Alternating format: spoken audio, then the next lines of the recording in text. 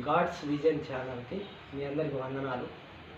మరి ఈరోజు మరి ప్రభునామంలో యేసుక్రీస్తు నామంలో మీ అందరికి వందనాలు. మరి కళ్ళు మూసుకోండి, ప్రార్థించుకుందాం. ఆరాధనలకు స్తోత్రం స్తోత్రం నాయన. పరిశుద్ధుడా, పరిశుద్ధాత్మ దేవ, మహోన్నతమైన దేవ, సర్వోన్నతమైన దేవ, నీకే స్తోత్రం ఘనత మహిమ చెందునుగాక ప్రభువ. నాయన ప్రభువ, మరి ఆరాధనలో మరి పాటలలో కానీ మరి వాక్యంలో కానీ మా అందరిని ముందుకు నడిపించమని యేసునామమున అడుగుతున్నాం తండ్రి. ఆమేన్ ఆమేన్ ఆమేన్ ఆమేన్. పాట పాడుకుందాం.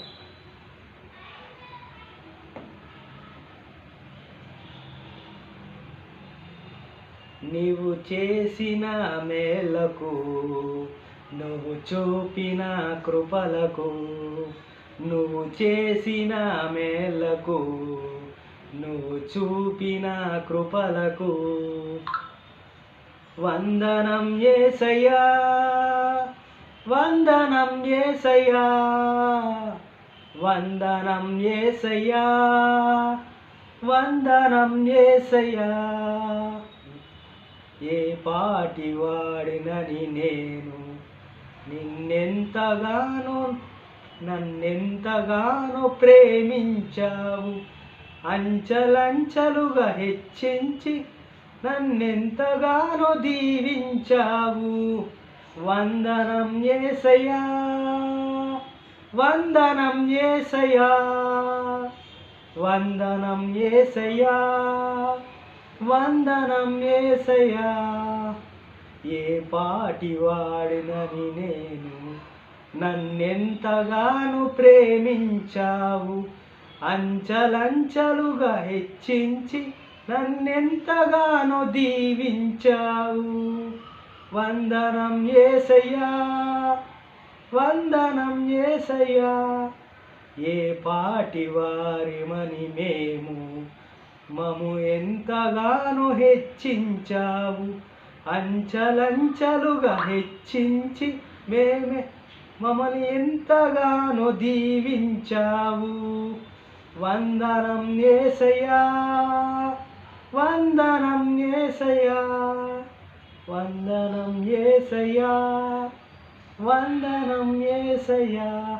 బలహీనుడినైనా నన్ను నీవెంతగానో బలపరిచావు, క్రీస్తు యేసు మహిమ ఐశ్వర్యంలో ప్రతి అవసరము తీర్చావు, క్రీస్తు యేసు మహిమ ఐశ్వర్యములో ప్రతి అవసరము తీర్చావు. వందనం యేసయ్యా, వందనం యేసయ్యా. బలహీనులమైన మమ్ము ఎంతగానో బలపరిచావు, క్రీస్తు యేసు మహిమ ఐశ్వర్యములో ప్రతి అవసరము తీర్చావు. వందనం యేసయ్యా, వందనం యేసయ్యా, వందనం యేసయ్యా, వందనం యేసయ్యా. ఆమేన్. ప్రభునామమున మీ అందరికీ వందనాలు. మరి పాట పాడుకున్నాం, ఇప్పుడు వాక్యంలోకి వెళ్దాం. ప్రార్థించుకున్నాం. ఫస్ట్ ప్రభు అందరు తలలు వంచండి, మరి ప్రార్థించుకున్నాం. స్తోత్రం స్తోత్రం నాయన. పరిశుద్ధాత్మ దేవ, మహోన్నతమైన దేవ, కృపగల తండ్రి, మహాతిశయ ప్రభువా తండ్రి, సింహాసనము తండ్రి, ఆకాశము నీ సింహాసనము, భూమిని పాదపీఠం తండ్రి నాయన. తండ్రి కుమార పరిశుద్ధాత్మ దేవ, మరి ప్రభువా మమ్మల్ని మరి నడిపించేందుకు పరిశుద్ధాత్మ దేవుని పంపించు. పరిశుద్ధాత్మ దేవ మమ్మల్ని నడిపించండి తండ్రి. మాలో ఉండి ప్రభువా మాకు మంచి జ్ఞానాన్ని, తెలివిని దయచేయండి తండ్రి. వాక్కు చాతుర్యాన్ని నేర్పించండి తండ్రి. నీకే ఘనత మహిమ చెందాలి ప్రభువా. మమ్మల్ని నడిపించండి తండ్రి. మాకైతే ఏమి తెలియదు తండ్రి నాయన. మరి నీ వాక్యంతో మాకు నేర్పించండి తండ్రి, మమ్మల్ని నడిపించమని యేసుక్రీస్తు నామమున అడుగుతున్నాం తండ్రి. ఆమేన్ ఆమేన్.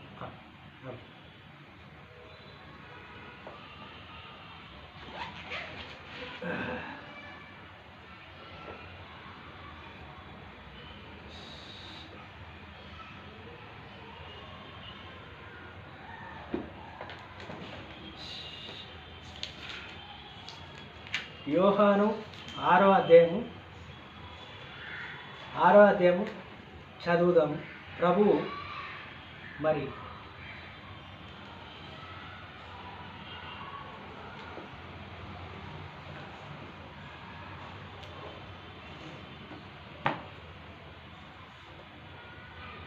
అటు తర్వాత యేసు తిబేరియా సముద్రము అనగా గలిలియా సముద్రము దాటి అదరికి వెళ్ళెను. రోగులు ఎడల ఆయన చూపిన సూచక క్రియలను చూచి బహుజనము ఆయనను వెంబడించిరి. యేసు కొండ ఎక్కి అక్కడ నుండి శిష్యులతో కూర్చుండెను. అప్పుడు పస్కా అను యూదుల పండుగ సమీపించెను. కాబట్టి యేసు సున్నతి లేని బహుజనమును తన యొద్దకు వచ్చుట చూచెను. మరి ప్రభువు తిబేరియా సముద్రం అంటే గలిలియా సముద్రము దాటి వెళ్ళిపోయాడట. ప్రభు దాటాడు. మరి అక్కడ ఎంతోమంది రోగులు, స్వస్థత కొరకు రోగాల చెందరో పడిపోయి ఉన్నారు. ప్రభు కోసం ఎదురు చూస్తూ ఉన్నారు. ఎవరైతే మమ్మల్ని కాపాడుతారు దేవా దేవాని అక్కడున్న రోగులు కూడా. మరి వాళ్ళు సున్నతి లేనివారంటే అన్యులు, అది తెలుస్తుంది. అయితే యేసు కొండ ఎక్కి అక్కడ తన శిష్యులతో కూడా కూర్చుండేను. అప్పుడు పస్కా పండుగ యూదుల పండుగ సమీపించారు. పస్కా పండుగ యూదుల పండుగ సమీపించింది. మరి పండుగ దగ్గరికి వచ్చింది. యూదుల పండుగ వచ్చుట చూచి భుజించుటకు ఎక్కడ నుండైనా రొట్టెలు కొని తెప్పించుమని ఫిలిప్కి అడిగాను. కానీ ఎక్కడి నుంచైనా రొట్టెలు కొనుక్కొని తీసుకోర్రా, మరి ఎక్కడైనా కొనుక్కొని రొట్టెని తీసుకొని రా మరి అని ఫిలిప్కి ప్రభు అయిన యేసుక్రీస్తు వారు చెప్తా ఉన్నారు. ఏమి చేయుటైనను ఉండలేను, తానే ఎరిగి ఉండి తనను తానే పరీక్షించుటకు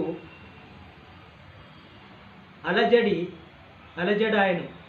అందుకు ఫిలిపు వారితో ప్రతివాడు కొంచెము పుచ్చుకొనుటకై 200 దినారులు రొట్టెలను చాలవు ఆయనతో చెప్పాను. ఆయన శిష్యులతో ఒకడు అనగా సీమోను పేతురు, సముద్రుడైన ఆంద్రేయ అక్కడ ఉండి ఒక చిన్నదాని యొద్దకు 5 యావల రొట్టెలు 2 చిన్న చేపలున్నవి కానీ ఎంతమందికి ఇవి మాత్రము ఆయనతో అనగా యేసు జనసమూహాన్ని కూర్చోబెట్టి చెప్పి ఆ చోటుకి చాలా పచ్చికై ఉండెను గనుక లెక్కలేని ఇంచుగా 5,000 మంది పురుషులు కూర్చుండెను. యేసు ఆ రొట్టెలను పట్టుకొని కృతజ్ఞతాస్తుతులు చెల్లించి కూర్చున్న వారికి వడ్డించి అలాగను చేపలను కూడా వారికి ఇష్టమైనంతగా వడ్డించారు. వారు తృప్తిగా తిన్న తర్వాత ఏమీయూ నష్టపోకుండా మిగిలిన ముక్కలు పోగు చేయగా తన శిష్యులతో చెప్పాను. కాబట్టి వారు భుజించి తర్వాత వారు ఏమీ మిగలకుండా 5 యావల రొట్టెలను ముక్కలను పోగు చేయగా 12 గంపలు నింపిరి.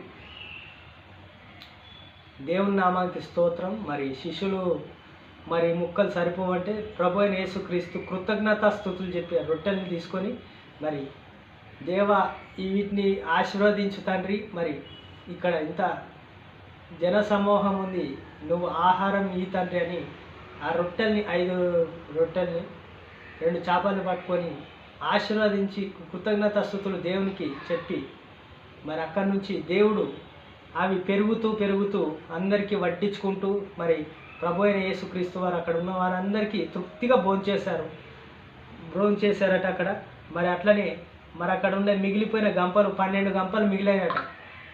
మిగిలిన తర్వాత మరి ప్రభు ఏమన్నాడంటే ఆ మనుషులు యేసు చేసిన సూచక్రియలను చూచి నిజంగా ఈ లోకము రాబో ప్రవక్త ఈయనే అని చెప్పుకునేరు.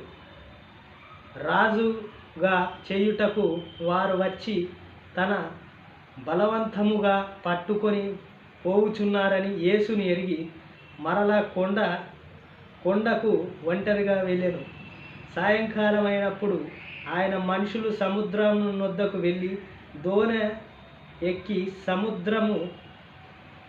సముద్రపు పట్టణం దారిన కపెర్నహూముకి పోవుచుండిరి. అంతలో టియేను గాని యేసు వారి యొద్దకు ఇంకనూ రాలేదు. అప్పుడు పెద్ద గాలి విసురుతూ సముద్రము పొంగుచుండెను. వారు ఇంచుమించు 2 కోసుల దూరము దోణి నడిపించుకుంటూ తర్వాత యేసు సముద్రంలోకి నడిపించుకుంటూ తన దోణి దగ్గరికి వచ్చిట చూచి భయపడి, అయితే ఆయనను భయపడి వారితో చెప్పి కనగా ఆయన దోణిను ఎక్కి చుండట వారు ఇష్టపడిరి. వెంటనే వారు దోణి వారికి వెళ్ళి ప్రదేశానికి చేరారు. మరి ప్రభు వెళ్ళిపోయాడు. ప్రభు మరి రాలేడు. మళ్ళీ 2 కోసుల దూరం వెళ్ళిన తర్వాత మరి ప్రభు వచ్చాడు. ప్రభు వచ్చిన తర్వాత భయపడి మరి ప్రభు సముద్రంలో నుంచి మరి ఆ దోణిలోకి ఎక్కినట్టుగా తెలుస్తుంది. అయితే అయ్యా నేను భయపడకుడి వారితో చెప్పి అని వెంటనే ఆ దోణి వారికి వెళ్ళి ప్రదేశంకు చేర్చెను.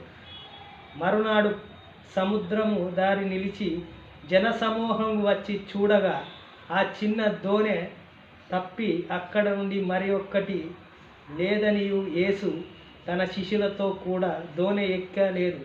కానీ ఆయన శిష్యులు మాత్రమే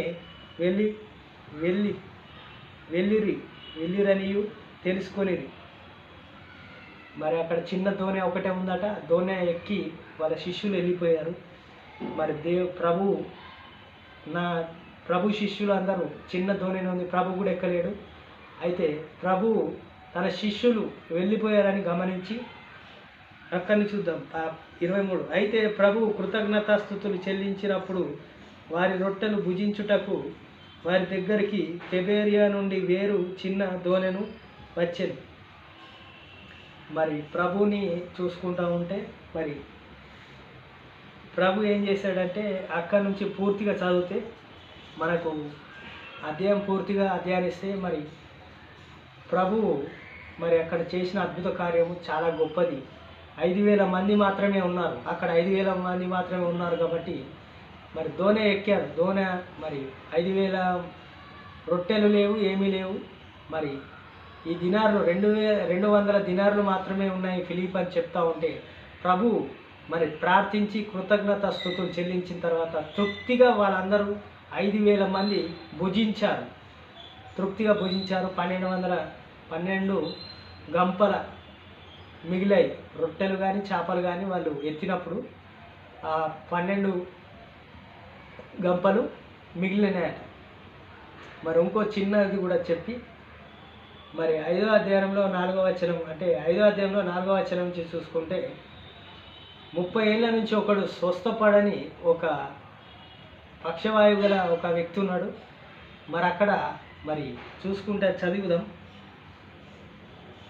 5వ అధ్యాయము దానికి రిఫరెన్స్ చెప్తుంది. 5వ అధ్యాయము 3వ వచనం నుంచి చూడండి. యెరూషలేమును ఆయా సమయములలో దేవదూత కోనేటిలోకి దిగి నీళ్లను లెంకించుట కదిలించెను. నీరు కదిలించబడినప్పుడు పిమ్మట మొదటి ఎవడు దిగునో వాడు ఎట్టి వ్యాధిగలుడైన బాగుపడును. గనుక ఆ మండపంలో రోగులు, గుడ్డివారు,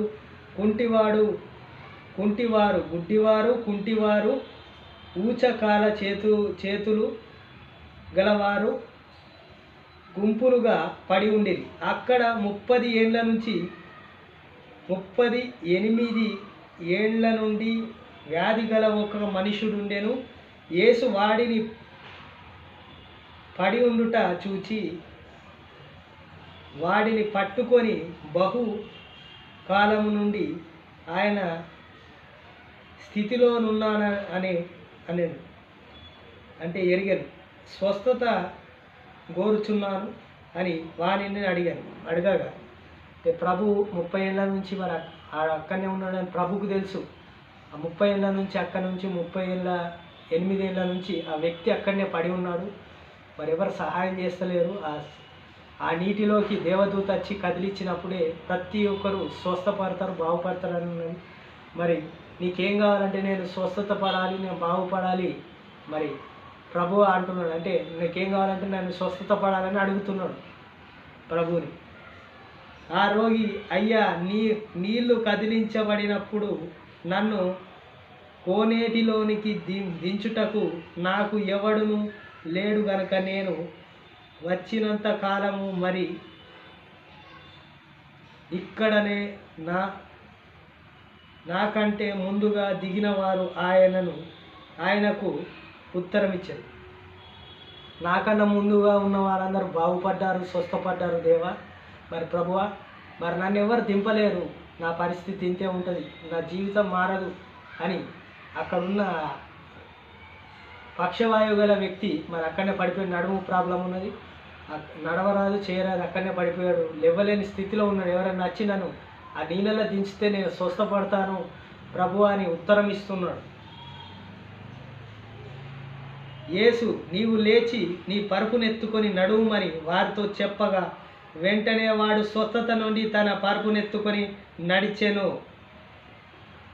ప్రభుకి స్తోత్రం. వెంటనే ఏమన్నాడు, నీ పరుపునెత్తుకొని నువ్వు నడువు అనగానే వాడు వెంటనే ఆ పరుపునెత్తుకొని నడిచాడట. అంటే దేవుడు స్వస్థపరిచాడు.